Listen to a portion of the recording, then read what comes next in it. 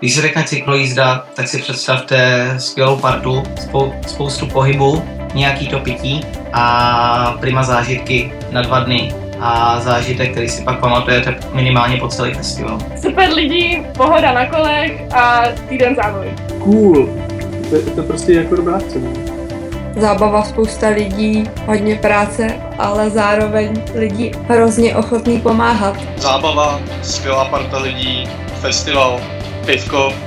Wow. Tak za první je to sranda.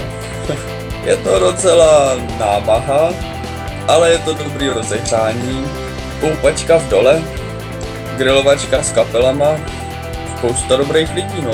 Ty sportovci jsou prostě dobrý lidi. Kamarádi, sranda, sport, alkohol. Nejlepší týden v roce. Nebojte se toho a jděte do toho po hlavě, protože rozhodně nebudete litovat, protože užijete si skvělý týden s bandou super lidí a skvělý koncerty s nima, projedete se, je to boží. Ať se toho nebojí, protože je to sice nakrát nějakých 70 kiláků, ale vlastně zvládnout se to dá, i když nějak jako víceméně celý rok nic moc neděláte. Samozřejmě pokud to kolo vidíte poprvé, tak by bylo fajn se předtím projet, ale není třeba se bát a vlastně poznáte super lidi, který nepoznáte jen tak nikde. Hlavně se nebojte jet sami. Klidně i když nejedete jako s nějakým parťákem nebo s někým, který se přidejte, parta bude super. Jako prostě super parta lidí, se kterou se vidím 4krát do roka a i přesto nám to stále trvá a vydrží a na podzim jdem do Rigáčů si zahrát na kytaru a v zimě jdeme na karaoke do Globu a vždycky to stojí za to. Že asi kdo jednou přijde, jak už bude chtít pokaždý. Asi nejdůležitější je, že se vytvoří fakt dobrá parta, která je potom ve stanovém městečku a vlastně zůstane spolu celý koncert. Já myslím, že to je úplně největší přínos cyklojízdy. Že prostě utvoří skupinu lidí, která je 2 dny spolu a tím pádem tam vznikne nějaký kamarádství. Pokud váháte, jestli jet nebo nejet, tak neváhejte a jeďte.